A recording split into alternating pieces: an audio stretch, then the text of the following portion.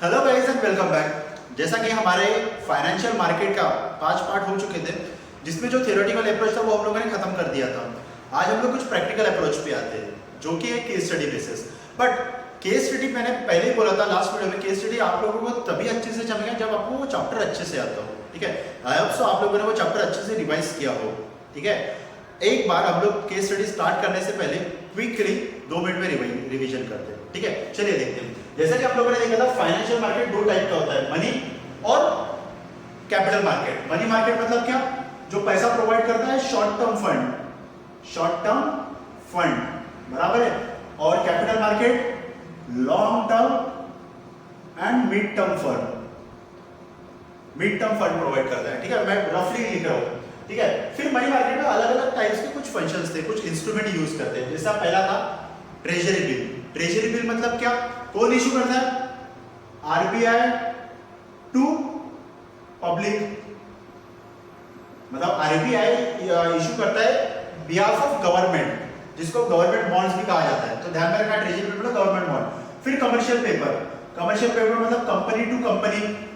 ठीक है, कितना दिन के लिए? 15 से 1 ईयर के लिए, और हाई इंटरेस्ट चार्ज करता है। फिर कॉल मनी। कॉल मनी मतलब bank to bank, bank to bank. ठीक है, ठीक है। Certificate of deposit. ठीक है, company to public, company public को इशू कर दे। और फिर है कमर्शियल बिल या ट्रेड बिल, जो इशू किया जाता है सेलर टू बायर, जिसको हम लोग बोलते हैं बिल ऑफ एक्सचेंज, जो हम लोगों ने 11th स्टैंडर्ड में अच्छे से पढ़ा है। राइट, ठीक है, ये कुछ इंस्ट्रूमेंट है। ठीक है, फिर नेक्स्ट है कैपिटल मार्केट में 2 है, प्राइमरी और सेकेंडरी। प्राइमरी मार्केट किसको बोलते हैं? जब कंपनी पहली बार शेयर इशू करती है। ठीक है, ठीक है, ये देखिए प्राइमरी मार्केट मतलब क्या? Company to public. ठीक है, कंपनी पहली बार पैसा रेज करती है, उसको बोलते हैं प्राइमरी मार्केट। सेकेंडरी मार्केट मतलब क्या? पब्लिक टू पब्लिक, एक पब्लिक आपस में ही शेयर का और मनी का एक्सचेंज करती है। ठीक है, तो ये सारी चीजें आप लोगों को ध्यान में रखने वाली है, ध्यान में रखना ये सारी चीजें। ठीक है, फिर प्रोस्पेक्टस क्या रहता है कि भैया एक तरीके का ब्रोशर, जिसको हम लोग बोल सकते हैं, वो जो कंपनी इशू करती है। ऑफर फॉर सेल, एक लेटर इशू कर दिया। प्राइवेट प्लेसमेंट, सिलेक्टेड लोगों को ही कंपनी शेयर इशू करेंगी। राइट इशू, जो एग्जिस्टिंग शेयर होल्डर है उन्हीं को राइट देगा कि आप शेयर परचेज कीजिए करके। ठीक है, फिर आईपीओ मतलब कंप्यूटराइज जो होता है शेयर बाइंग और सेलिंग का, उसको बोलते हैं ईआईपीओ, कंप्यूटराइज तरीके से। ठीक है, सेकेंडरी मार्केट में हम लोग बोलते हैं स्टॉक एक्सचेंज। ये सारी हम लोगों ने चीजें देखा था। फिर हम लोगों ने डीमैट अकाउंट देखा था, डिपॉजिटरीज देखा था, फिर ट्रेडिंग किस तरीके से होता है, वो सारी चीजें देखी थी। आई होप सो आप लोगों ने ये सारी चीजें अच्छे से पढ़ा हो। ठीक है, मैंने जानबूझ के रिवाइज किया ताकि आप लोगों को थोड़ा फ्लो चार्ट ध्यान में आए। ठीक है, ये सारी चीजें आप लोगों ने खुद ने बनानी चाहिए नोट्स में, ताकि आप लोगों को इजी पड़े कि भैया किस तरीके से शॉर्ट में नोट्स बनाया जाता है। तो ऐसे शॉर्ट में नोट्स आपके खुद के होने चाहिए। ठीक है, चलिए अब देखिए। चलिए, मैंने आप लोगों को शीट दिया है, वो शीट में जो फर्स्ट पेज है, जिसमें पूरी की पूरी समरी है चैप्टर की, जो ये सारी चीजें वो शॉर्ट में बताया गया है आप लोगों को। हम लोग केस स्टडी से स्टार्ट करते हैं। ठीक है, चलिए शुरू करते हैं।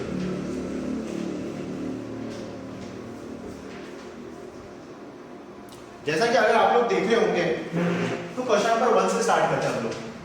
क्वेश्चन नंबर 1, उसमें क्या क्या है? 1, 2, 3, 4 और 5, 5 पार्ट है क्वेश्चन नंबर 1 में। और फिर क्वेश्चन नंबर 2 भी उसी के साथ में साइड में कर लीजिए हमने। ठीक है, ये हो गया क्वेश्चन नंबर 1 और ये हो गया क्वेश्चन नंबर 2। आप लोगों को खुद लिखना है, मैं लिख के नहीं देने वाला हूँ। ठीक है, मैं एक्सप्लेन करूंगा, आप लोगों को अपनी लैंग्वेज में लिखना है। ठीक है, या आप खुद भी सॉल्व कर सकते हो बिना देखे, अगर ये चैप्टर आपको अच्छे से आता होगा तो। ठीक है, अब देखिए, जैसा पहला बोला है identify the money market, capital market, primary and secondary. मतलब ये बताना है 1, 2, 3, 4, ये चारों में से कौन सा मार्केट है। ठीक है, आप लोगों को।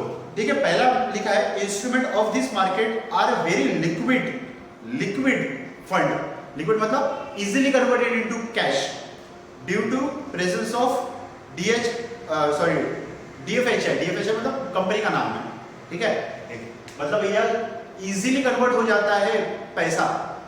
ठीक है, लिक्विड मार्केट, जिसको हम लोग बोलते हैं शॉर्ट टर्म, और जिसको हम लोग बोलते हैं मनी मार्केट। इसमें क्या आएगा? ये मनी मार्केट। लिक्विड बोला है ना, मतलब शॉर्ट टर्म। ठीक है, लिक्विड मतलब short term converted into assets, sorry हाँ yes converted into cash short, ठीक है।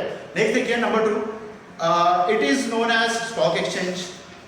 स्टॉक एक्सचेंज हम लोगों को पता है कौन सा, secondary market, secondary market, right. Next देखिए थर्ड देखिए, it is also known as new issue. पहली बार जब कंपनी इशू करती है, पहली बार कंपनी पब्लिक को शेयर देंगी, कौन सा मार्केट, प्राइमरी मार्केट। देखिए कितना सिंपल है, ठीक है, प्राइमरी मार्केट, ठीक है, ये चैप्टर ही सिंपल है वैसे। नेक्स्ट देखिए this market directly contribute to capital formation. Capital formation मतलब डायरेक्टली कंपनी पैसा लेती है कैपिटल फॉर्मेशन के लिए, मतलब एसेट परचेज करना है, लैंड प्लांट बिल्डिंग मशीनरी के लिए, कैपिटल फॉर्मेशन जिसको बोला जाता है, डायरेक्टली पैसा लेती है। कौन सा मार्केट, कौन सा मार्केट डायरेक्टली पैसा लेती है, कंपनी डायरेक्टली पैसा लेती है उसके बिजनेस करने के लिए, प्राइमरी मार्केट। प्राइमरी मार्केट समझिए अच्छे से। आपको अगर डाउट हो तो आप कमेंट कर सकते हो, वैसे मैसेज कर सकते हो, ठीक है। नेक्स्ट फिफ्थ देखिए, it is deal in a sale and purchase of previous issue. भैया सेल और परचेज, प्रीवियस में जो इशू किया उसको फिर से सेल करेंगे, प्रीवियस मतलब पब्लिक टू पब्लिक, ये न्यू इशू, ये प्रीवियस इशू, तो ये क्या आ गया, सेकेंडरी मार्केट, सेकेंडरी मार्केट है। आई ऑल्सो आपको मार्केट समझाओ अब, प्राइमरी, सेकेंडरी, मनी मार्केट, ठीक है।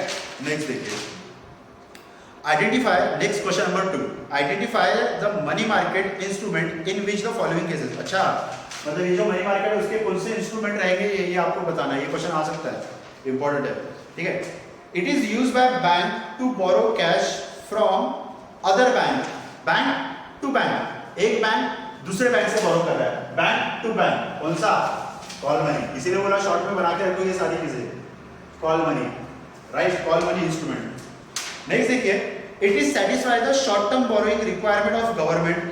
गवर्नमेंट का शॉर्ट टर्म बोरोइंग का रिक्वायरमेंट फुलफिल कर रहा है, ठीक है। गवर्नमेंट कहाँ है, गवर्नमेंट आरबीआई। आरबीआई किसके बिहाफ में इशू करती है, गवर्नमेंट के। भैया गवर्नमेंट को शॉर्ट टर्म के लिए पैसा चाहिए तो ट्रेजरी बिल इशू करती है, मतलब ये क्या है, ट्रेजरी बिल, जिसी को गवर्नमेंट बॉन्ड्स भी कहा जाता है, जो बहुत इंपॉर्टेंट होते हैं, सारे लोग वेट करते हैं गवर्नमेंट बॉन्ड्स का। नेक्स्ट है ब्रिज फाइनेंसिंग। ब्रिज फाइनेंसिंग ये देखिए, ठीक है, ब्रिज फाइनेंसिंग मतलब एक कंपनी दूसरे कंपनी से लोन लेती है शॉर्ट टर्म के लिए, जिसको बोला जाता है कमर्शियल पेपर इंस्ट्रूमेंट, बताया था ये कमर्शियल पेपर, आपके इस पे कवर है कमर्शियल पेपर। नेक्स्ट देखिए, इट इज एक्नॉलेज ऑफ डेब्ट, seller draw a bill over a buyer, seller draw bill over a buyer, कौन सा, कमर्शियल बिल, कमर्शियल बिल, या उसी को हम लोग ट्रेड बिल भी बोलते हैं, तो ध्यान में रखना कमर्शियल बिल या ट्रेड बिल, ठीक है। नेक्स्ट बुक देखिए, it is a commonly use in credit purchase, credit purchase के लिए यूज किया जाता है, same as it is commercial bill, commercial bill, ठीक है। आई ऑल्सो आपको क्वेश्चन नंबर 1 और क्वेश्चन नंबर 2 समझो, 2 मिनट का टाइम दे रहा हूं, कॉपी कर लीजिए।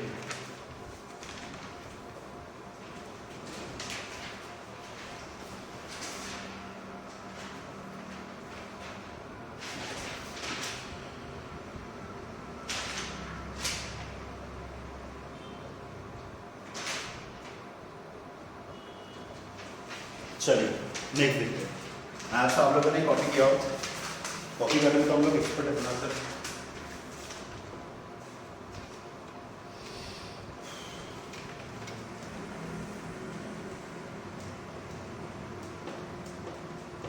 क्वेश्चन 1 क्वेश्चन 2 हो गया, अब देखते हैं क्वेश्चन नंबर 3। क्वेश्चन नंबर 3, ठीक है, चलिए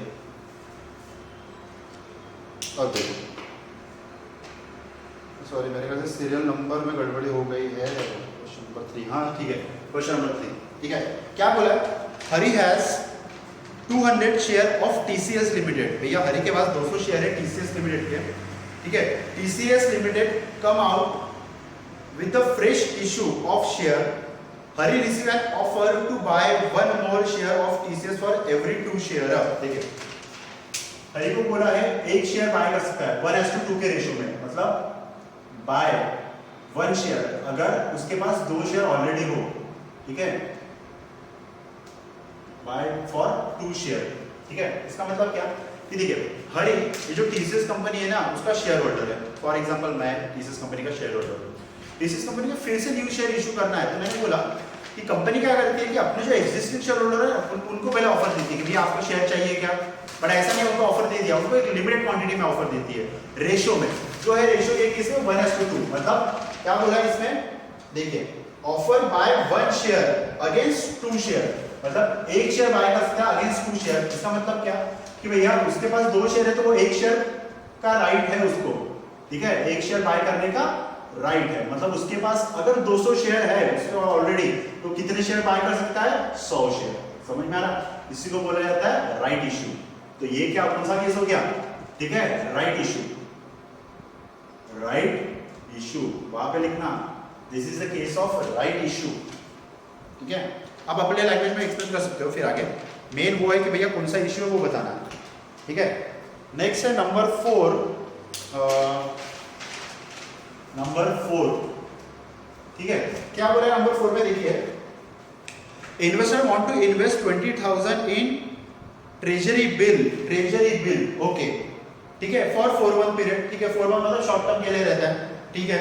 when the approach RBI of this purpose he come to know it was possible, ठीक है, भैया आरबीआई को आपको बताना है कि भैया ये पॉसिबल है कि नहीं है, ठीक है, भैया एक पर्सन को 20,000 रुपए इन्वेस्ट करना है ट्रेजरी बॉन्ड में या ट्रेजरी बिल में, तो वो इन्वेस्ट कर सकता है क्या, हाँ कर सकता है, क्योंकि भैया शॉर्ट टर्म है, पहली कंडीशन क्या है, शॉर्ट टर्म होना चाहिए, 4 महीने मतलब 1 साल से कम है वो।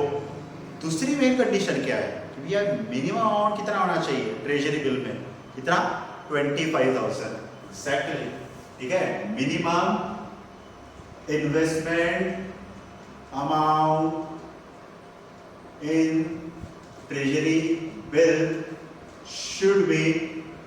should be rupees 25,000 ना, ठीक है, 25,000, ठीक है।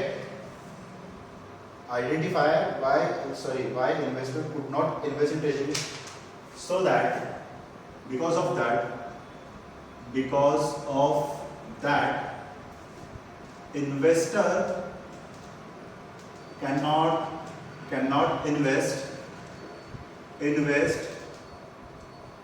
in treasury bill due to his investment amount is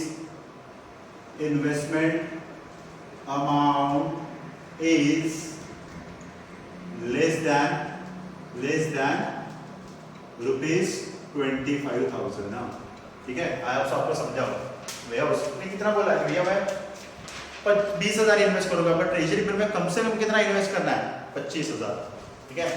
number 5, ठीक है, नंबर 5 देखिए क्या बोला, Ram and Lakshman are promoting a new company, okay, ठीक है।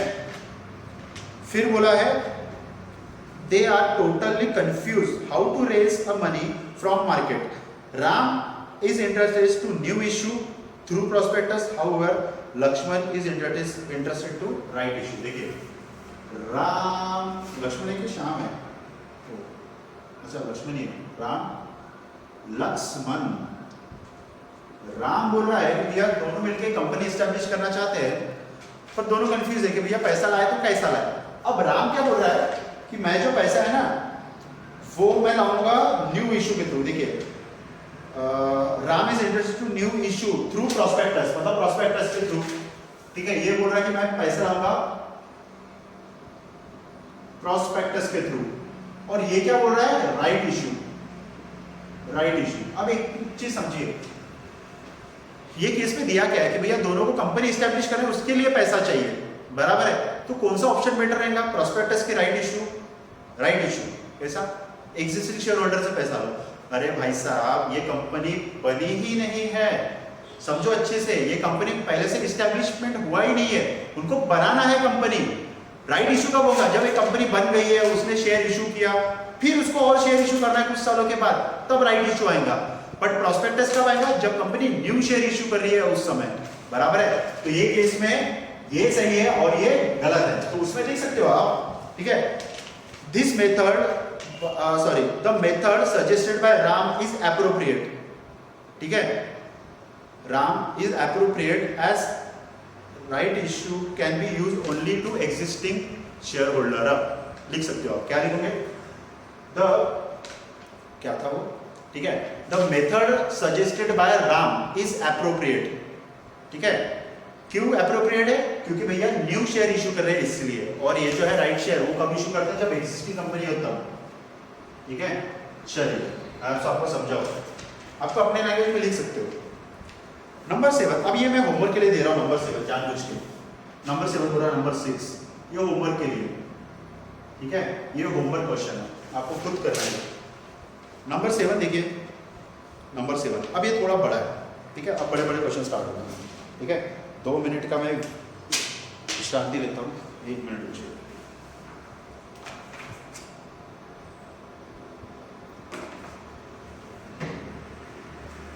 ठीक है, अब देखिए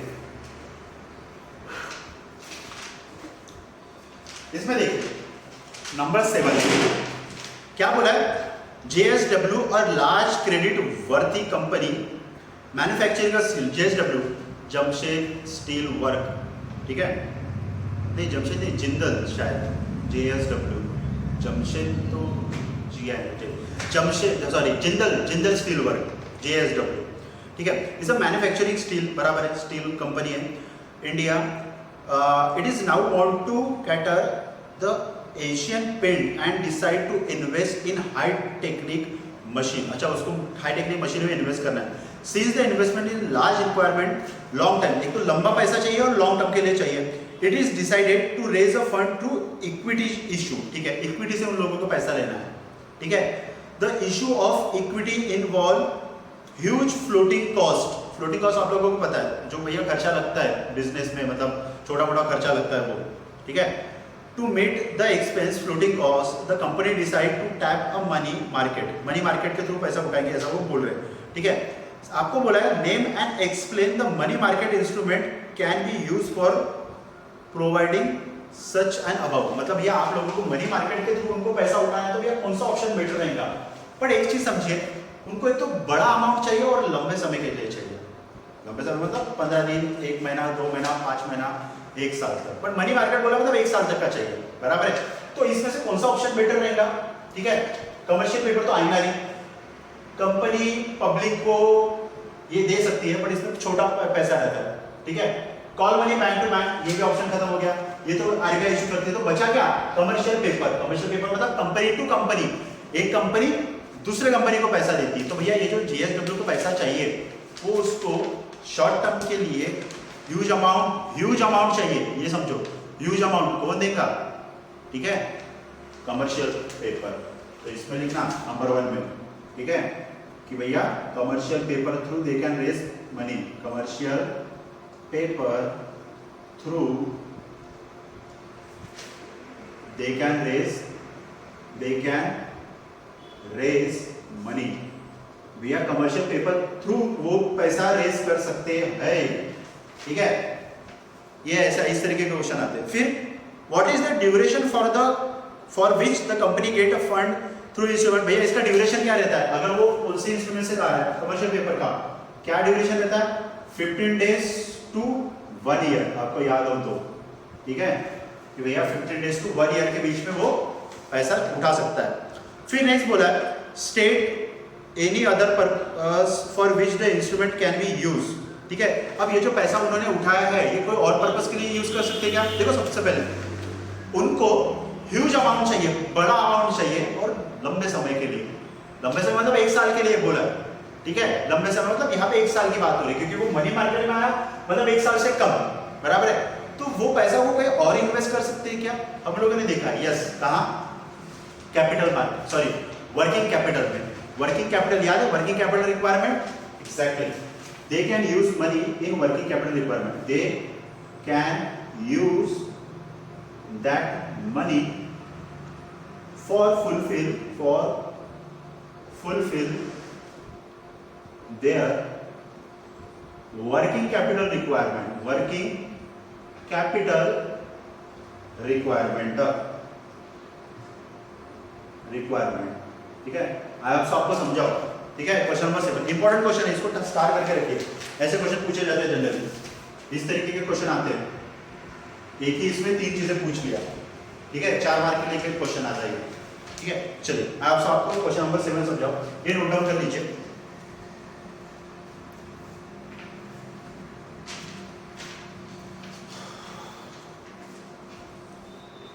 ये नोट डाउन कर लीजिए। नेक्स्ट देखते हैं केस स्टडी।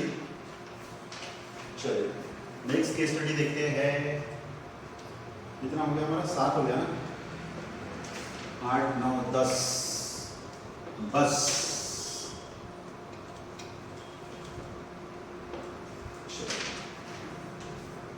अब देखते हैं नंबर 8। क्या बोला है देखिए नंबर 8 में। ABC, देखो बहुत बड़ी बड़ी चीजें दिया है। ABC issue a prospectus for the subscription of share. भैया ABC को प्रोस्पेक्टस इशू करना है for subscription of share of 500 crore in 2008, ठीक है। The issue was over subscribe by 20 times.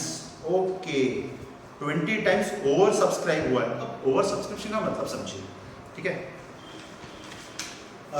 ये ABC लिमिटेड है, ठीक है, और ये है हमारी आम जनता, पब्लिक।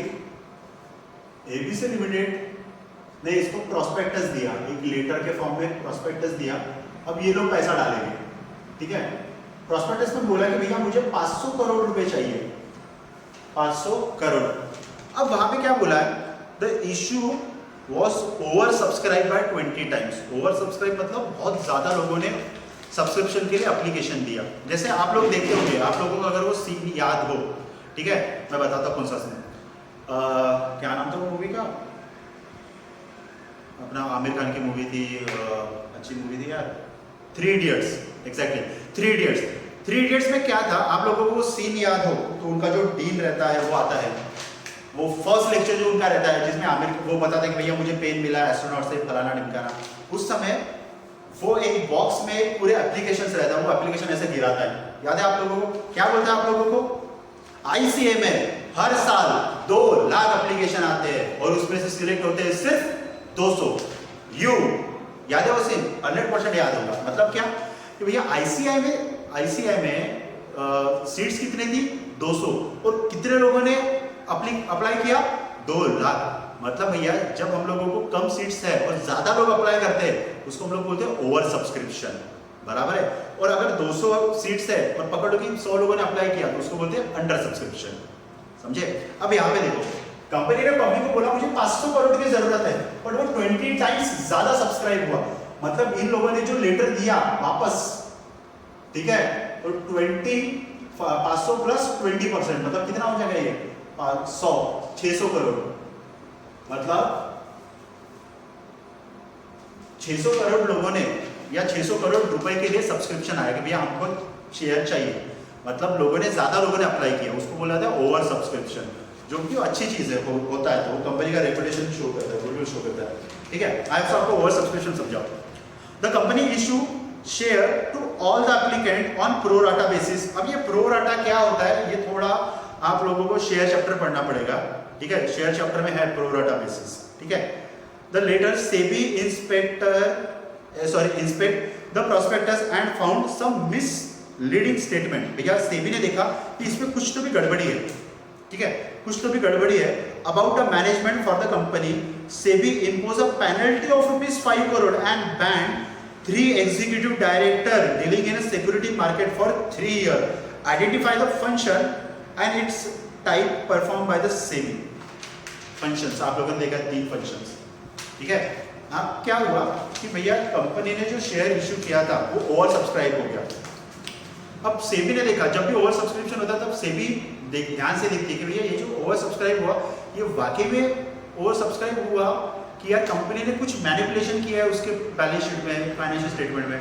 तो सेबी को ध्यान में आया कि इन्होंने क्या किया कि अपने बैलेंस शीट को मैनिपुलेट किया। मतलब क्या किया कि ये जो बैलेंस शीट है, ये एसेट्स, ये लायबिलिटी, 100 करोड़ की एसेट्स था और पकड़ लो 500 करोड़ की लायबिलिटी थी। अब इन्होंने क्या किया, इनको पता है कि भैया 100 एसेट्स है, 500 की लायबिलिटी कोई इन्वेस्ट नहीं करेगा, तो इन्होंने 2 जीरो और बढ़ा दिया।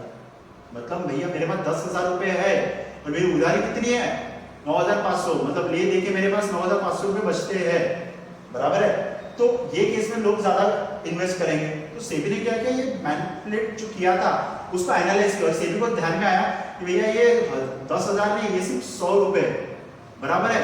मतलब ये अभी भी -400 में, मतलब लोगों से जो पैसा लिया वो बेवकूफ बना के लिया। तो सेबी ने उनके ऊपर केस किया, किनके पॉइंट ऑफ व्यू से, मतलब सॉरी किनको सपोर्ट करके, कंज्यूमर को, कस्टमर को सपोर्ट किया और सेबी ने उनको बैन कर दिया, 5 करोड़ का पेनल्टी बिठाया, 3 डायरेक्टर को बैन करवा दिया। तो ये सेबी ने कौन से फंक्शन के थ्रू किया, याद कीजिए 3 फंक्शंस थे, ठीक है। कौन से फंक्शन के थ्रू, प्रोटेक्शन फंक्शन, जो लास्ट वाला था ना हमारा, कौन सा फंक्शन था वो, ठीक है, प्रोटेक्शन फंक्शन। कहा गया क्वेश्चन, कहा गया, ठीक है, प्रोटेक्टिव फंक्शन, तो वहां लिखना प्रोटेक्टिव फंक्शन, प्रोटेक्टिव फंक्शन, ठीक है, कि भैया प्रोटेक्टिव फंक्शन के थ्रू कंपनी ने बैन किया, ठीक है, प्रोटेक्टिव फंक्शंस, ठीक है। आप आपको समझाओ प्रोटेक्टिव फंक्शन क्या रहता है।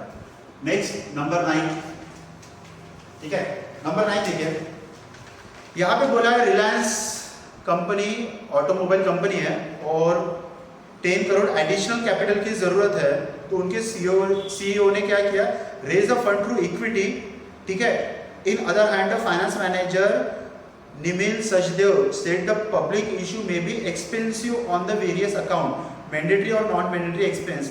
Decide to allot a security institutional investor. वहाँ पे एक वर्ड आया institutional investor, मैंने बताया था institutional investor या QIB, qualified institutional buyer, QIB या उसी को institutional investor कहा जाता है।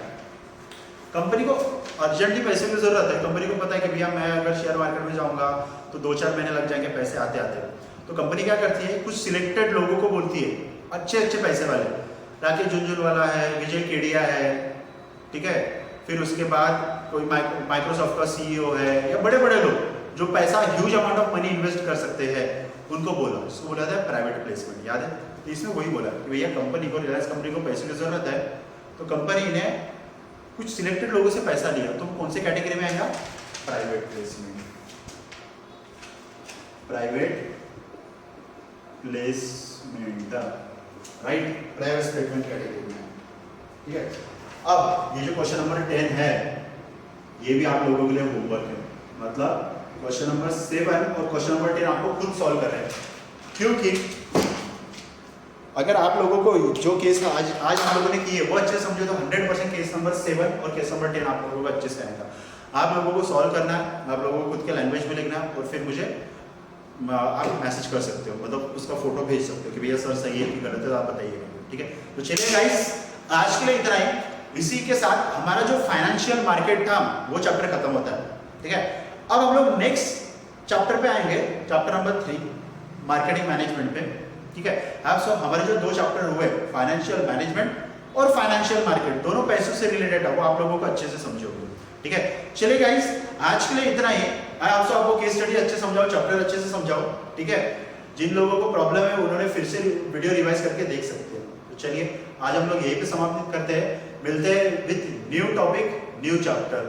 Good bye guys, stay home, bye bye.